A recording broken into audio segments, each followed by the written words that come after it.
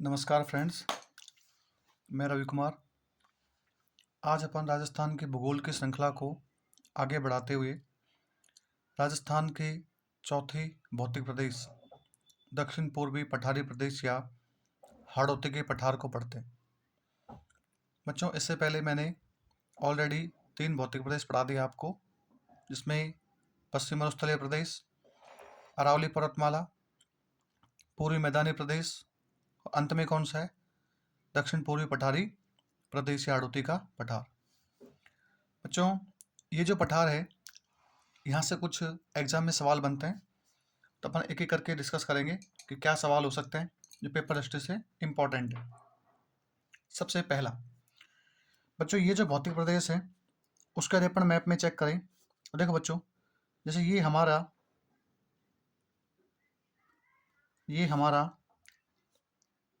राजस्थान का मैप है। ठीक है बच्चों, इस राजस्थान में अपन ने कहा कि इस प्रकार से एक पर्वतमाला गुजरती है, इस प्रकार से। उसका नाम क्या है बच्चों? तो ये जो पर्वतमाला है, इस पर्वतमाला का नाम है अरावली। क्या नाम है बच्चों? अरावली।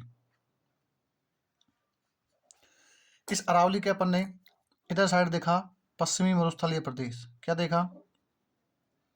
पश्चिमी मरुस्थलीय प्रदेश। फिर इस प्रकार से ये जो भौतिक भाग बचता है इसे बोलते हैं पूर्वी मैदानी प्रदेश। क्या बोलते हैं बच्चों? पूर्वी मैदानी प्रदेश। और जो ये भाग बचता है, ये वाला भाग, इसे बोलते हैं हम दक्षिण पूर्वी पठारी प्रदेश। क्या बोलते हैं बच्चों? दक्षिण पूर्वी पठारी प्रदेश। इसका मतलब एक बात समझ में आ गई कि ये राजस्थान के दक्षिण और पूर्वी भाग में स्थित है, और ये क्या है? पठार। और पठार का निर्माण कैसे होता है बच्चों? तो ध्यान रखना, पठार का निर्माण ज्वालामुखी क्रिया के द्वारा जो अंदर से मैग्मा आता है और धरातल पे आने पे क्या बन जाता है? लावा। उसके धरातल पर जमने से क्या बनते हैं? पठार। अब देखो बच्चों, से क्या क्या सवाल बन सकते हैं। सबसे पहली बात, ये जो पठार है, ये जो भौतिक प्रदेश है, यह क्षेत्रफल की दृष्टि से, यह क्षेत्रफल की दृष्टि से राजस्थान का सबसे छोटा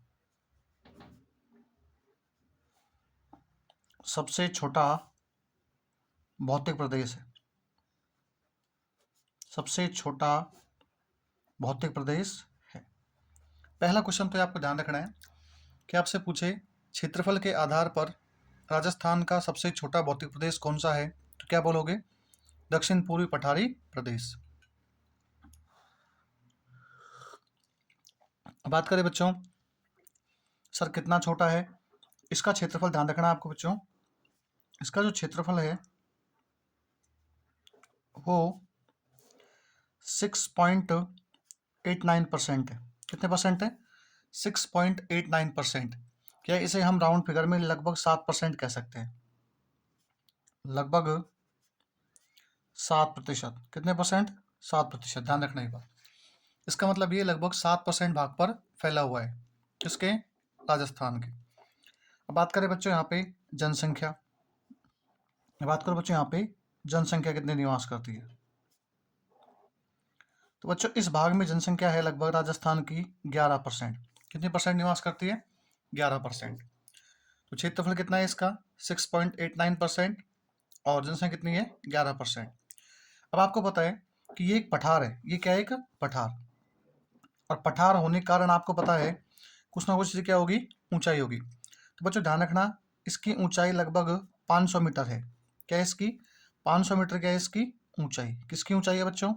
इसकी पठार की। पठार कौन सा है? दक्षिण पूर्वी पठारी प्रदेश। अब आपको पता है बच्चों, ये जो क्षेत्र है, ये क्षेत्र लगभग हरा भरा है। इस कारण यहाँ पर कृषि भी होती है, और जैसे कृषि होती है तो यहाँ पर मुख्य फसलें कौन कौन सी है? ध्यान रखना बच्चों, इस क्षेत्र की जो मुख्य नदी है, यदि बात करूँ मैं इस क्षेत्र की मुख्य नदी, तो उसका आंसर होगा बच्चों चंबल। कौन सी है? चंबल। और ध्यान रखना इसकी मुख्य नदी कौन सी है, चंबल। अब यदि बात करूं मैं इस क्षेत्र की मुख्य फसल, यदि बात करूं बच्चों में इस क्षेत्र की मुख्य फसल, तो बच्चों इस क्षेत्र में अफीम की बड़ी मात्रा में खेती होती है। अफीम के साथ ही यहाँ पर सोयाबीन बोया जाता है। क्या बोया जाता है बच्चों, सोयाबीन। साथ ही यहाँ पर कपास का प्रोडक्शन होता है। कपास कौन सा बच्चों, कपास। विशेष तौर पे आपको 3 बात ध्यान रखनी है कि इसमें अफीम खेती होती है, सोयाबीन खेती होती है और कपास की खेती होती है। अब बच्चों एक बात ध्यान रखना, इस क्षेत्र से क्वेश्चन आता है, इस क्षेत्र की जो मुख्य मृदा है, मुख्य मृदा को बोलते हैं मिट्टी, वो है बच्चों काली मृदा। कौन सी मृदा है, काली मृदा। और काली मृदा जो है इसे हम साइंटिफिक नेम जो है इसका वर्टिसॉल्स है। क्या है बच्चों, वर्टिसॉल्स। आपसे पूछेंगे कि वर्टिसॉल्स मृदा राजस्थान के किस भाग में पाई जाती है, तो क्या बोलोगे, दक्षिण पूर्वी पठारी प्रदेश या हाड़ौती का पठार।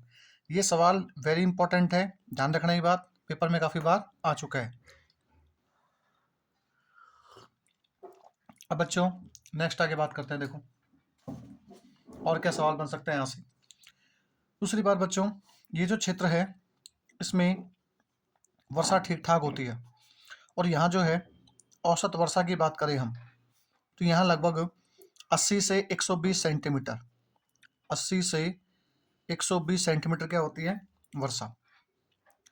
अब इतनी वर्षा होती है तो सीधी सी बात, जलवायु कैसी होगी यहाँ की यदि मैं जलवायु की बात करूँ तो बच्चों यहाँ की जलवायु होगी अति आर्द्र।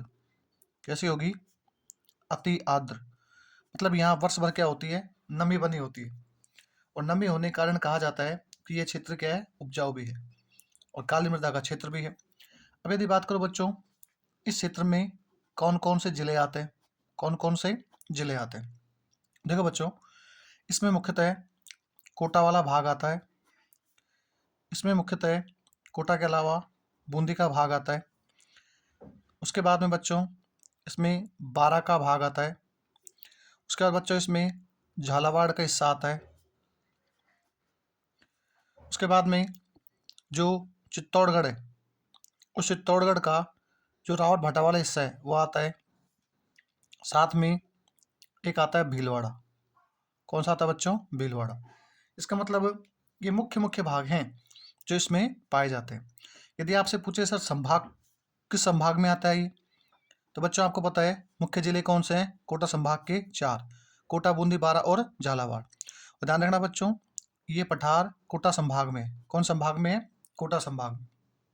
देखो बच्चों यदि बात करूं मैं इस क्षेत्र में क्या क्या विशेषताएं और हैं, तो ये जो क्षेत्र है बच्चों ये क्षेत्र क्या है, उपजाऊ। और उपजाऊ होने के कारण इसे हम सामान्य अध्ययन की दृष्टि से 2 भागों में बांटते हैं। अब सब 2 भाग कौन कौन से हैं, तो देखो बच्चों दक्षिण पूर्वी जो पठारी प्रदेश है, दक्षिण पूर्वी पठारी प्रदेश, इस दक्षिण पूर्वी पठारी प्रदेश को हम अध्ययन के आधार पर 2 भागों में बांटते हैं। 2 भाग कौन कौन से हैं, देखो बच्चों यदि मैं बात करूं नंबर 1, तो बच्चों नंबर 1 पर जो आता है उसे बोलते हैं दक्कन का पठार। क्या बोलते हैं बच्चों, दक्कन का पठार। तो मैं यहाँ लिख देता हूँ नंबर 1, नंबर 1 आता है बच्चों दक्कन का पठार, दक्कन का पठार। बच्चों इसे ही हम शॉर्ट में कहते हैं हाड़ौती का पठार। क्या बोलते हैं बच्चों, हाड़ौती का पठार।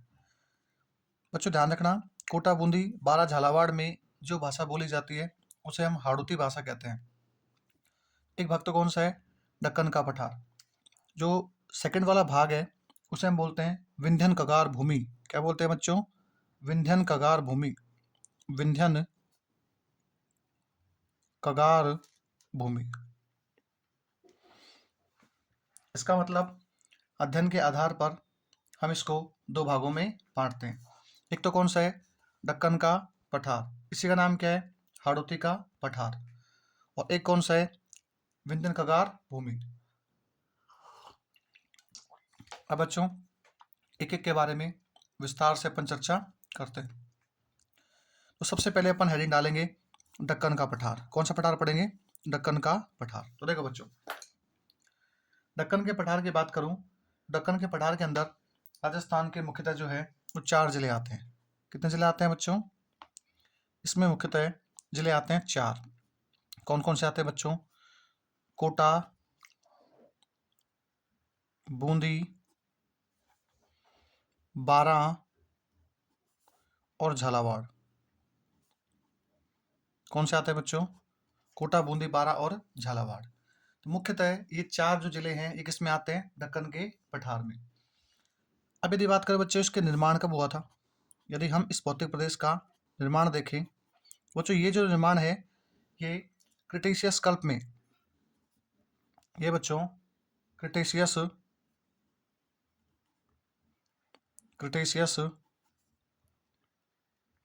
कल्प में जब ज्वालामुखी उद्गार हुआ, क्रिटेशियस कल्प में ज्वालामुखी उद्गार के कारण जो लावा निकला, लावा के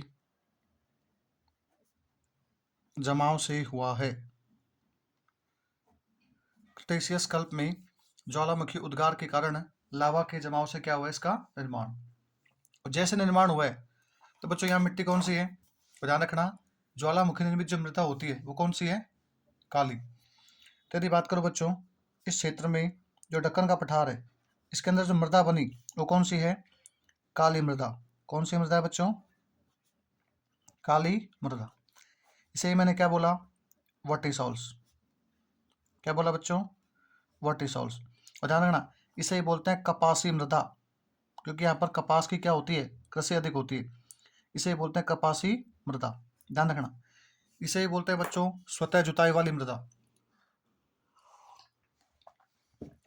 अब देखो बच्चों यदि हम बात करें तो ये जो क्षेत्र है दक्कन का पठार, इस दक्कन के पठार में मुख्यतः यदि हम बात करें तो यहाँ पर जो विंध्याचल पर्वतमाला है, विंध्याचल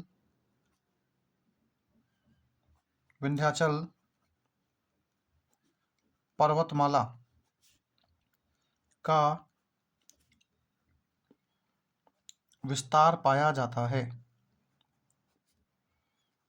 विंध्याचल पर्वतमाला का विस्तार पाया जाता है।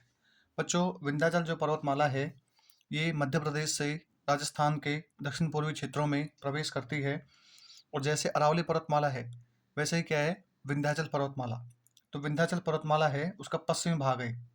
अब बच्चों ध्यान रखना ये जो क्षेत्र है इस क्षेत्र में कुछ पठार मिलते हैं और कुछ पहाड़ियाँ मिलती हैं। वो पहाड़ियाँ किसका भाग है? विंध्याचल का। ध्यान रखना बच्चों इस क्षेत्र में अरावली का विस्तार नहीं पाया जाता। यहाँ पर पर्वतमाला कौन सी है? विंध्याचल। तो ध्यान रखना इंपॉर्टेंट बात, इस क्षेत्र में अरावली का विस्तार नहीं पाया जाता। तो विस्तार किसका मिलता है? विंध्याचल पर्वत श्रृंखला का। अब देखो बच्चों यदि बात करूं मैं तो यहाँ पर कुछ पठार मिलते हैं। क्या मिलते हैं बच्चों? कुछ पठार। जैसे मैं बात करूं नंबर 1, एक आता है बच्चों ऊपर माल का पठार। एक आता है बच्चों ऊपर माल का पठार। कौन सा पठार आता है?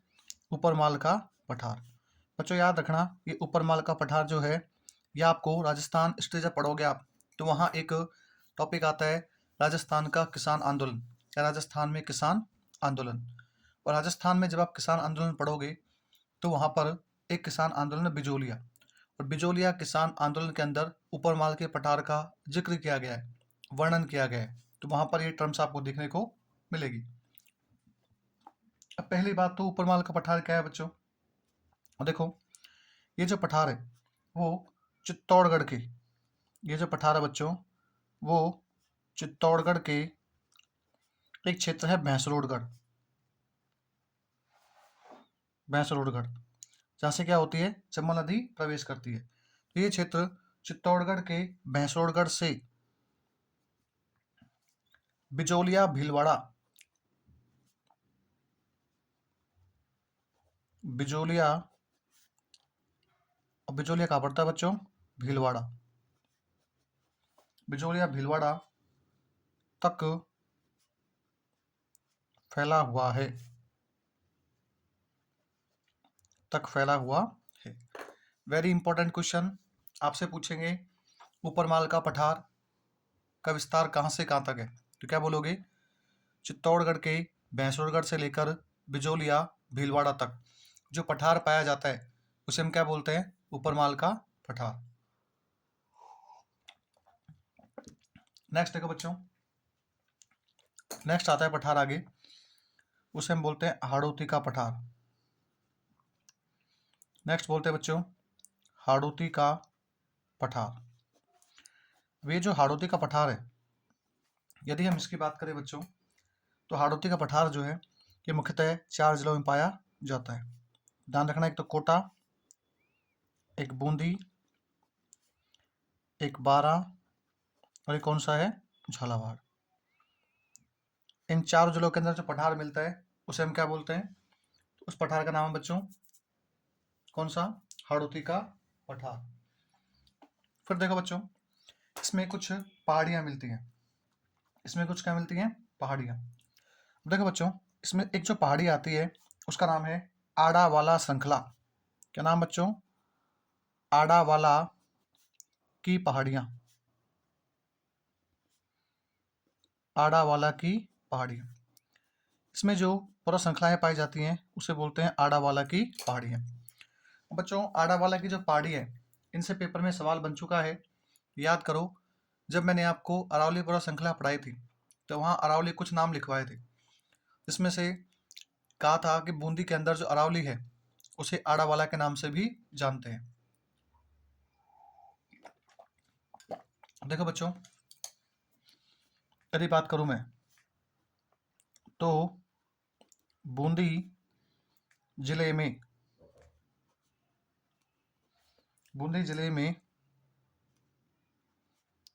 अर्धचंद्राकार, मतलब आधे चांद के समान अर्धचंद्राकार आकृति में फैली हुई है बच्चों याद रखना, आड़ावाले की जो पहाड़ियां हैं ये बूंदी जिले में अर्धचंद्राकार आकार में फैली हुई हैं। पहला क्वेश्चन तो ये कि बूंदी जिले में जो पर्वत श्रृंखलाएं हैं उसे हम किस नाम से जानते हैं? तो क्या बोलोगे बच्चों? आड़ावाला। क्या नाम है? आड़ावाला।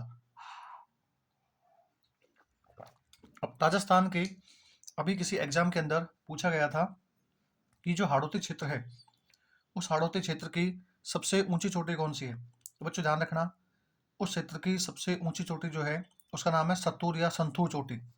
और देखो बच्चों, ये जो क्षेत्र है तो हम ध्यान रखने हाड़ौती क्षेत्र,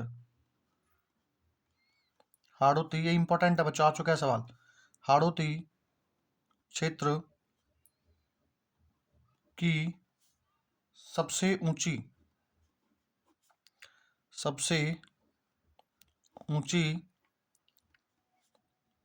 चोटी सतूर है। सतूर मिलेगा या आपको मिलेगा संथूर। और ध्यान रखना बच्चों, इसकी जो ऊंचाई है वो है लगभग 353 मीटर। कितनी है बच्चों? 353 मीटर। इंपॉर्टेंट है, ध्यान रखना, पेपर में आ चुका है कि हाड़ौती क्षेत्र की सबसे ऊंची चोटी कौन सी है, या दक्षिण पूर्वी पठारी प्रदेश की सबसे ऊंची चोटी कौन सी है? तो क्या बोलोगे बच्चों? सतूर या संथूर की चोटी। विशेष तौर पे आपको ये बात ध्यान में रखनी है।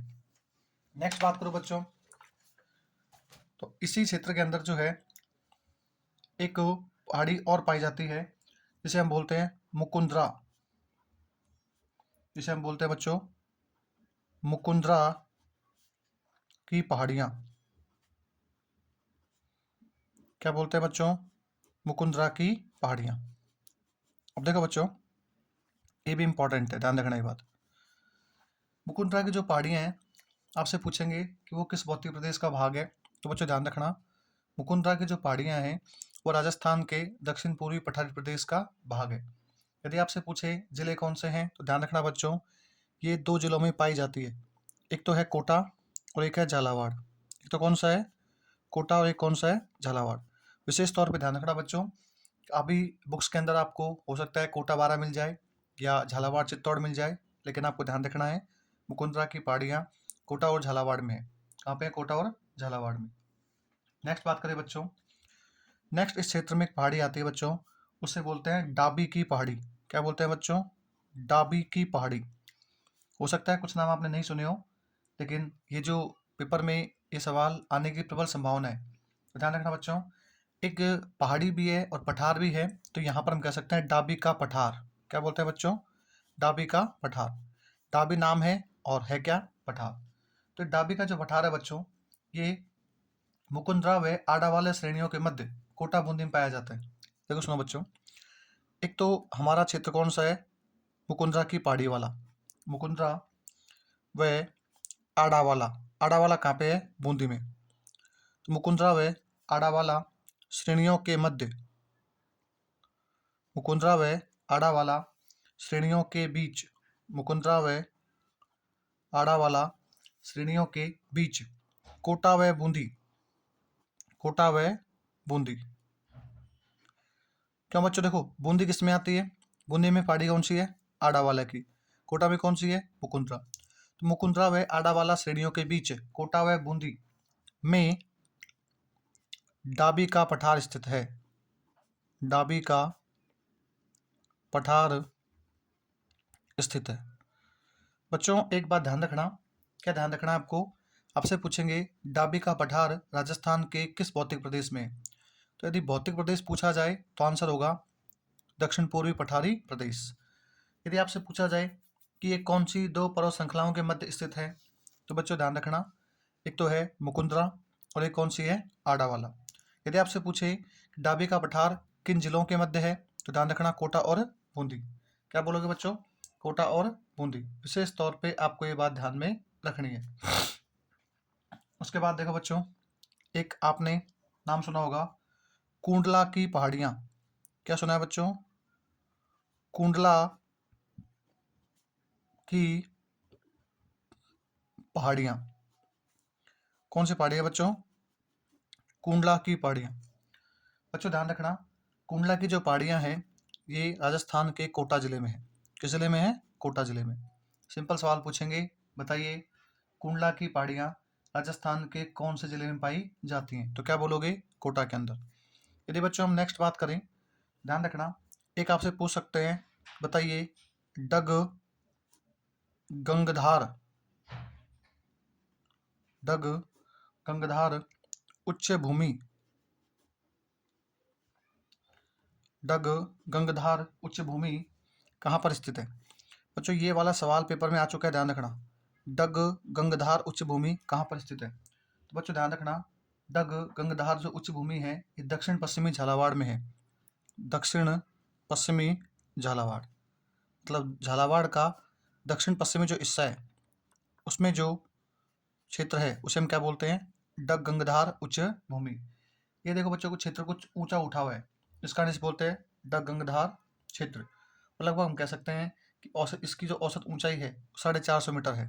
तो यदि आपसे पूछे कितना ऊंचा है, तो ध्यान रखना बच्चों ये 450 मीटर ऊंचा है। कितना ऊंचा है? 450 मीटर। आपको ये ध्यान रखना है डग गंगधार उच्च भूमि किस जिले में है, तो क्या बोलोगे? झालावाड़ में। और पूछे आपसे कि कौन सा भौतिक प्रदेश है, तो याद रखना बच्चों दक्षिण पूर्वी पठारी प्रदेश। यदि बच्चों बात करूं मैं, तो इसके बाद में एक क्वेश्चन और आता है जो काफ़ी इंपॉर्टेंट है, काफ़ी बार पेपर में आ चुका है, इसको विशेष तौर पे आप ध्यान रखना। और वो जो क्वेश्चन है वो है बच्चों कि रामगढ़ की पहाड़ियाँ कहाँ पाई जाती हैं? एक क्वेश्चन आता है, रामगढ़ की पहाड़ियाँ। कौन सी पहाड़ियाँ बच्चों? रामगढ़ की पहाड़ियाँ। यदि रामगढ़ की पहाड़ियाँ नहीं मिले तो आपको मिलेगा रामगढ़ क्रेटर। क्या मिलेगा बच्चों? रामगढ़ क्रेटर। बच्चों ध्यान रखना, क्रेटर क्या होता है? तो क्रेटर ज्वालामुखी निर्मित एक स्थलाकृति होती है। जब ज्वालामुखी क्रिया होती है तो जो कह सकते हैं ज्वालामुखी का जो मुख होता है जहाँ से लावा निकलता है उसे हम क्रेटर कहते हैं। यदि ये क्रेटर बड़ा हो जाए तो इसे बोलते हैं हम घोंसलादार क्रेटर। क्या बोलते हैं बच्चों? घोंसलादार क्रेटर। इतनी बात ध्यान रखनी है आपको कि रामगढ़ की पहाड़ियाँ पूछे चाहे रामगढ़ क्रेटर पूछे कहाँ पर है, तो क्या बोलोगे बच्चों? 12 वेरी इंपॉर्टेंट, ध्यान रखना, स्टार लगा लेना, क्वेश्चन वेरी इंपॉर्टेंट है। कहाँ पे है? 12 में। और ध्यान रखना बच्चों, ये जो रामगढ़ क्रेटर है, वैसे इसका निर्माण किससे हुआ है? ज्वालामुखी क्रिया से। तो मैं लिख देता हूँ, इसका जो निर्माण है वो निर्माण ज्वालामुखी,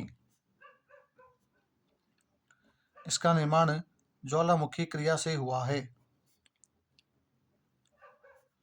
क्रिया से हुआ है। आपको यदि ज़्यादा याद नहीं रखना है तो सिंपल सी बात ध्यान रखना, रामगढ़ की पहाड़ियाँ, ये रामगढ़ क्रेटर किस जिले में स्थित है? तो क्या बोलोगे? 12 के अंदर। ध्यान रखना बच्चों, वेरी वेरी इंपॉर्टेंट। और यदि बात करूँ मैं, तो ये जो यहाँ पे 12 के अंदर रामगढ़ की पहाड़ियाँ पाई जाती हैं, क्या बोलते हैं बच्चों? 12 के अंदर रामगढ़ की पहाड़ियाँ पाई जाती है, जिसे हम शाहबाद उच्च भूमि के नाम से भी जानते हैं। तो मैं आपको आगे लिख देता हूँ बच्चों,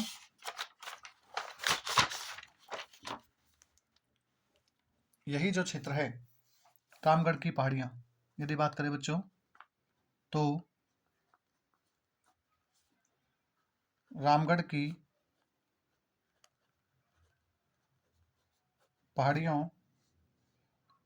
जो कि घोड़े के नाल, नाल समझते हो? जो पैरों में लगा होता है, जिससे जब घोड़ा रनिंग करता है तो उसके जो खुर होते हैं, उसके जो कह सकते हैं नाखून होते हैं, उसके जो पंजे होते हैं वो घिसे ना, तो नीचे जो लगा होता है उसे बोलते हैं नाल। अब बच्चों, इसी को इंग्लिश में यदि पूछेगा आपसे तो ये कहेगा हॉर्स शू। क्या बोलेगा बच्चों? Horse shoe. शू मतलब यहाँ शू से है, घोड़े के पैर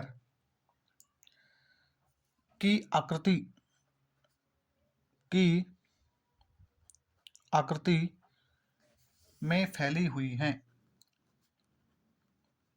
में फैली हुई है। बच्चों वेरी इंपॉर्टेंट, ध्यान रखना, रामगढ़ की पहाड़ियाँ घोड़े के नाल या हॉर्स शू के आकार में फैली हुई हैं। और ध्यान रखना बच्चों, रामगढ़ का जो क्षेत्र है ये कहाँ पे है? 12 में।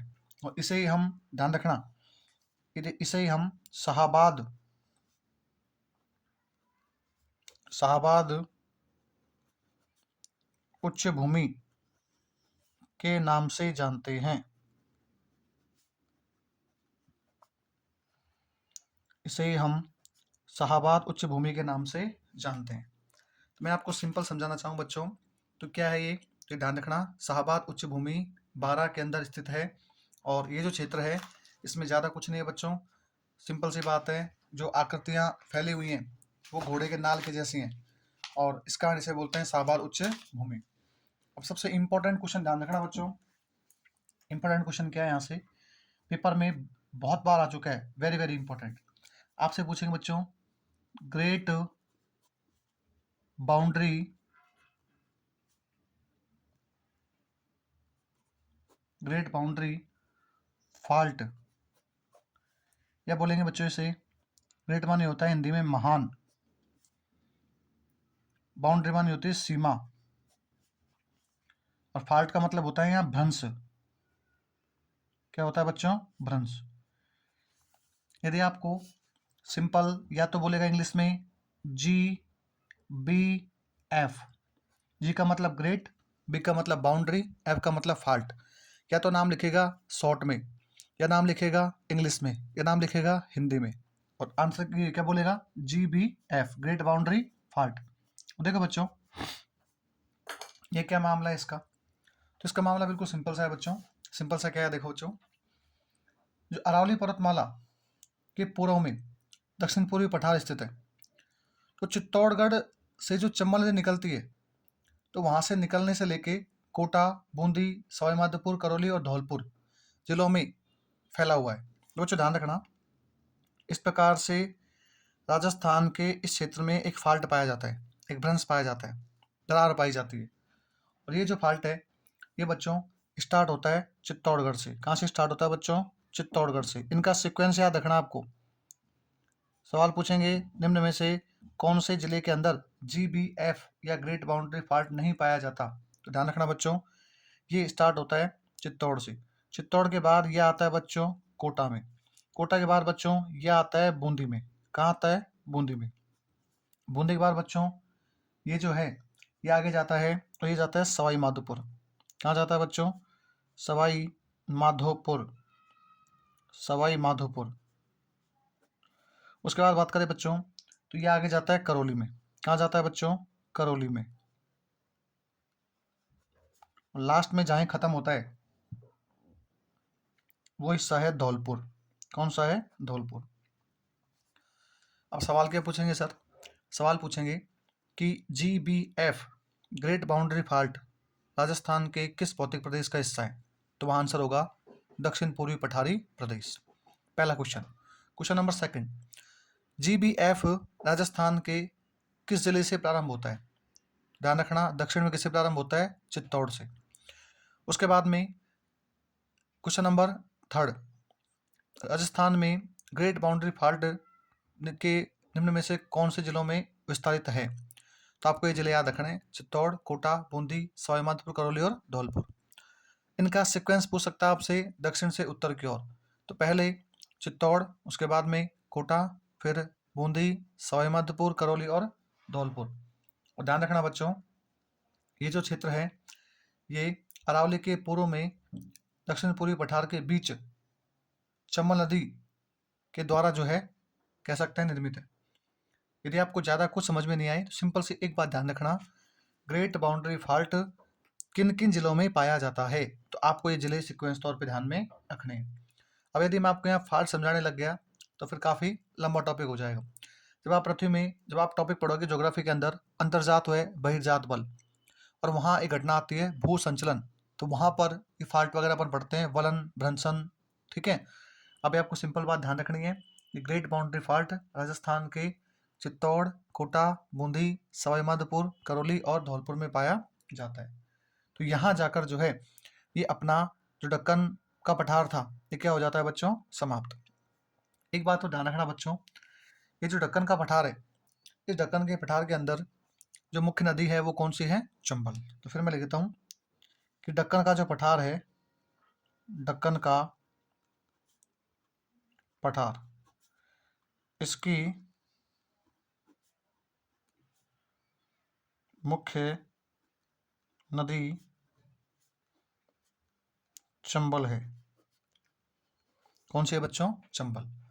और अपन जस्ट पढ़ के आए हैं कि चंबल नदी प्रसिद्ध क्यों है? तो ध्यान रखना, अवनालिका अपर्दन के कारण, ये कह सकते हैं बीहड़ के कारण। और ये जो क्षेत्र है, इस क्षेत्र में चंबल नदी के द्वारा, चंबल नदी के द्वारा सर्वाधिक अवनालिका अपर्दन या फिर बीहड़ या फिर उत्तखात स्थलाकृतिक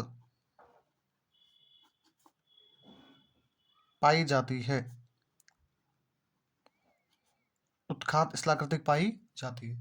तो बच्चों ध्यान रखना, ये जो दक्कन का पठार है इसमें नदी कौन सी है? चंबल।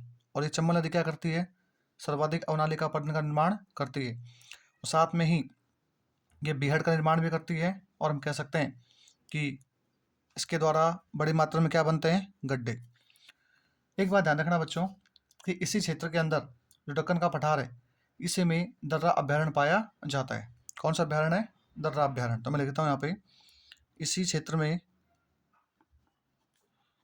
इसी क्षेत्र में दर्रा वन्य जीव अभ्यारण्य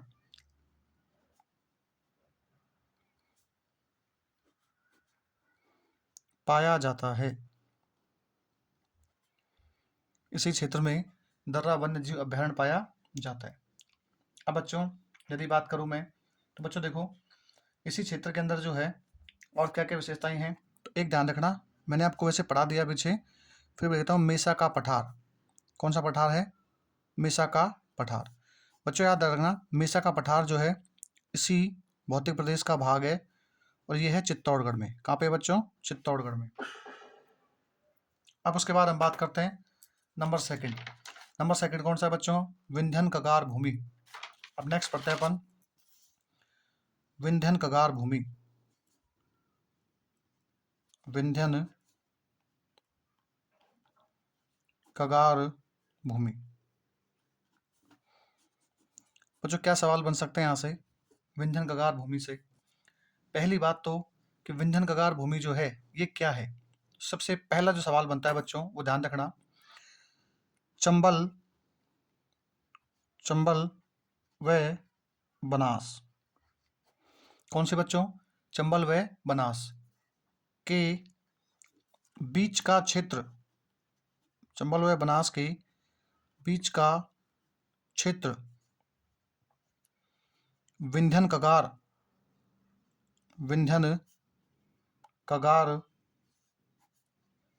के नाम से जाना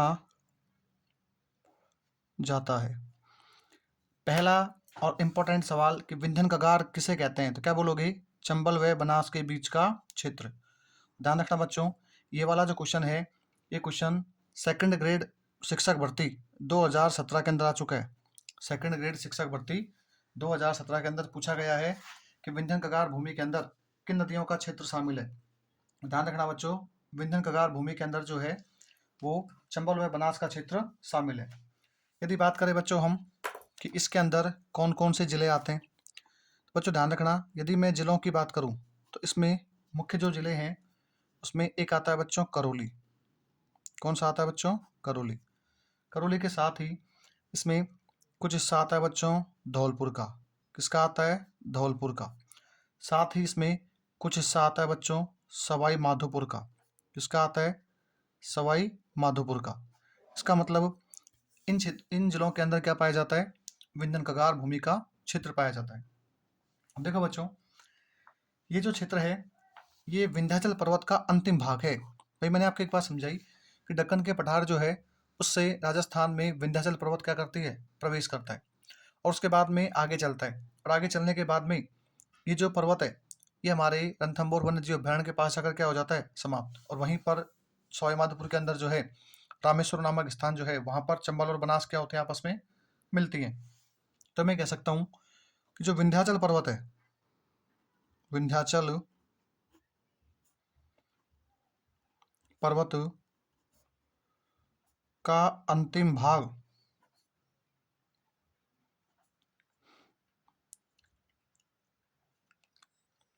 है। ये क्या है? विंध्य कगार विंध्याचल पर्वत का क्या है बच्चों? अंतिम भाग है। अब एक बात और ध्यान रखना बच्चों, ये जो क्षेत्र है कौन सा? विंध्य कगार, ये प्रसिद्ध है। प्रसिद्ध क्यों है सर? प्रसिद्ध इसलिए बच्चों कि इस क्षेत्र में इस क्षेत्र में प्रमुख चट्टानें पाई जाती हैं। क्या पाई जाती है बच्चों? चट्टानें। इस क्षेत्र में प्रमुख चट्टानें पाई जाती हैं। अब चट्टानें कौन कौन से बच्चों? देखो, आपने एक पत्थर सुना होगा लाल बलुआ पत्थर। आपने सुना होगा लाल बलुआ पत्थर, मतलब ऐसा पत्थर जिसका रंग लाल है। और ये जो पत्थर है ये निकलता है बच्चों धौलपुर से। किससे निकलता है? धौलपुर से। पहला क्वेश्चन तो कि लाल बलुआ पत्थर किसका भाग है, तो क्या बोलोगे? विंध्यन कगार भूमि का। भौतिक प्रदेश कौन सा है? दक्षिण पूर्वी पठारी प्रदेश। उसके बाद बच्चों यदि बात करूं मैं गुलाबी गुलाबी बलुआ पत्थर, गुलाबी बलुआ पत्थर, तो बच्चों गुलाबी जो बलुआ पत्थर है ये निकलता है करौली से। कहाँ से निकलता है बच्चों? करौली से। लाल तो कहाँ से निकलता है बच्चों? धौलपुर से। गुलाबी कहाँ से निकलता है? करौली से। और एक आता है इसमें सलेटी प्रकार का पत्थर। कौन सा आता है? सलेटी बलुआ पत्थर। सलेटी बलुआ पत्थर। ध्यान रखना बच्चों, सलेटी बलुआ जो पत्थर है ये निकलता है बूंदी से। कहाँ से निकलता है बच्चों? बूंदी से। ये आपको विशेष तौर पे ध्यान रखना है कि इस क्षेत्र में मुख्यतः चट्टानें पाई जाती हैं और उन चट्टानों के भिन्न भिन्न नाम हैं। और उसमें से यहाँ जो मुख्य चट्टान है वो कौन सी है? बलुआ पत्थर। अब बलुआ पत्थर है लेकिन बलुआ पत्थर की बहुत सी किस्म है, वैरायटी है। इसमें कौन सी है? लाल बलुआ पत्थर जो कहाँ से निकलती है? धौलपुर से। एक कौन सी है? गुलाबी बलुआ पत्थर जो कहाँ से निकलती है? करौली से। एक कौन सी है? सलेटी बलुआ पत्थर, जो कहाँ से निकलते हैं बच्चों? बूंदी से। कहाँ से निकलते हैं बच्चों? बूंदी से। अब एक बात ध्यान रखना बच्चों, ये जो क्षेत्र है, ये क्षेत्र सामान्यतः हम कह सकते हैं बलुआ पत्थरों के लिए प्रसिद्ध है। किसके लिए प्रसिद्ध है? बलुआ पत्थरों के लिए प्रसिद्ध है।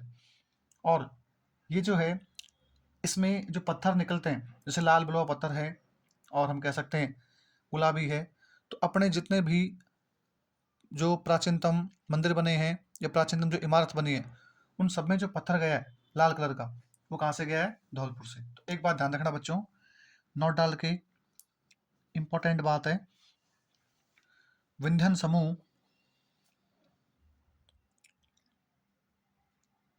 विंध्यन समूह की चट्टानों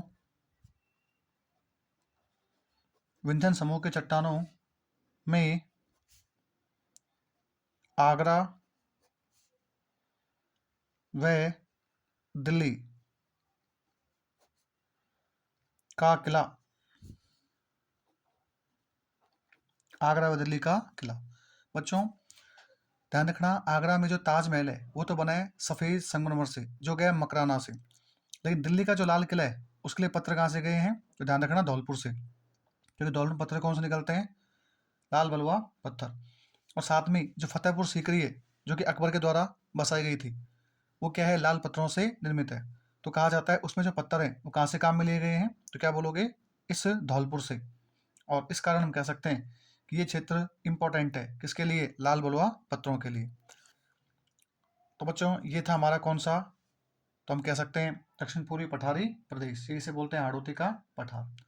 एक बार हमने जो पढ़ा है उसका शॉर्ट में रिवीजन कर लेते हैं, ताकि हमें जो है कोई चीज़ समझ में नहीं आई तो दोबारा अपने समझ में आ जाए। तो आज अपन ने सबसे पहले स्टार्ट किया दक्षिण पूर्वी पठारी प्रदेश। तो बच्चों देखो, दक्षिण पूर्वी पठारी प्रदेश जो है, ये आपको पता है ये हमारा राजस्थान है। इस राजस्थान के अंदर ये वाला जो भाग है ये कौन सा है? पश्चिम मरुस्थलीय प्रदेश। ये कौन सा है? अरावली। ये कौन सा है? पूर्वी मैदान। और ये लास्ट में कौन सा है? दक्षिण पूर्वी पठारी प्रदेश। बच्चों मैं बात करूं तो क्षेत्रफल की दृष्टि से यह राजस्थान का सबसे छोटा क्या है? भौतिक प्रदेश है। यदि बात करें बच्चों, ये कितने परसेंट भाग पर फैला है? 6.89% पे, तो इसको लगभग हम 7% मान सकते हैं। यहाँ पर जनसंख्या कितनी रहती है? 7%। यदि बात करो बच्चों, ये पठार है, और पठार हमेशा क्या होते हैं? कुछ ना कुछ पठार की ऊंचाई होती है। तो इसकी ऊंचाई लगभग कितनी है? 500 मीटर। यदि बात करें बच्चों, तो यहाँ पर जो मुख्य नदी है वो कौन सी है? चंबल। और यहाँ पर जो मृदा है वो कौन सी है? काली मृदा, जिसे क्या बोलते हैं? वटेसॉल्स। यहाँ पर जो मुख्य फसल होती है उसमें अफीम है, सोयाबीन है, कपास है। यदि बात करो बच्चों में औसत वर्षा की, तो औसत वर्षा इस क्षेत्र में लगभग 80 से 120 सेंटीमीटर होती है। और ध्यान रखना, राजस्थान में सर्वाधिक वर्षा वाला जिला जो है झालावाड़, वो इसी क्षेत्र का भाग है। ध्यान रखना, राजस्थान में सर्वाधिक वर्षा कहाँ होती है? झालावाड़। लिख लेना यहाँ पे, सर्वाधिक वर्षा वाला जिला, सर्वाधिक वर्षा वाला जिला। ध्यान रखना बच्चों। फिर बात करूं मैं जलवायु, जलवायु कैसी है? अति आर्द्र। संभाग कौन सा है? कोटा संभाग। फिर मैंने कहा अध्ययन के आधार पर हम इस भौतिक प्रदेश को दो भागों में बांटते हैं, जिसमें एक कौन सा है? दक्कन का पठार, इसे क्या बोलते हैं? हाड़ौती का पठार। एक कौन सा बच्चों? विंध्यन गगार भूमि। अब एक दक्कन के पठार की बात करें तो ये मुख्यतः कोटा, बूंदी, बारां और झालावाड़ में पाया जाता है। इसका निर्माण क्रिटेशियस कल्प में ज्वालामुखी उद्गार के कारण जो लावा है उसके जमाव से हुआ है। ध्यान रखना ये बात। उसके बाद बात करें बच्चों कि यहाँ मृदा कैसी है, तो मृदा आपको पता है चूंकि पठार से निर्मित है तो मृदा कौन सी होगी? काली। काली मृदा को क्या बोलते हैं? वर्टिसॉल्स। इसे क्या बोलते हैं? कपासी मृदा, क्योंकि यहाँ पर कपास की खेती क्या होती है? सर्वाधिक। इसे क्या बोलते हैं? स्वतः जुताई वाली मृदा। अब आप ध्यान रखना बच्चों, मध्य प्रदेश से कह सकते हैं एक पर्वत श्रृंखला है विंध्याचल, जो राजस्थान के दक्षिण पूर्वी भाग में प्रवेश करती है। और जैसे प्रवेश करती है तो कहा जाता है इसमें विंध्याचल पर्वतमाला का विस्तार पाया जाता है। अब मैंने कहा बच्चों, यहाँ पर कुछ पठार मिलते हैं, इसमें एक आता है ऊपरमाल का पठार। ऊपरमाल का पठार जो है ये चित्तौड़ के भैंसरोडगढ़ से लेकर बिजोलिया भीलवाड़ा तक फैला हुआ है। कहाँ से बच्चों? चित्तौड़ के भैंसरोडगढ़ से लेकर बिजोलिया भीलवाड़ा तक फैला हुआ है।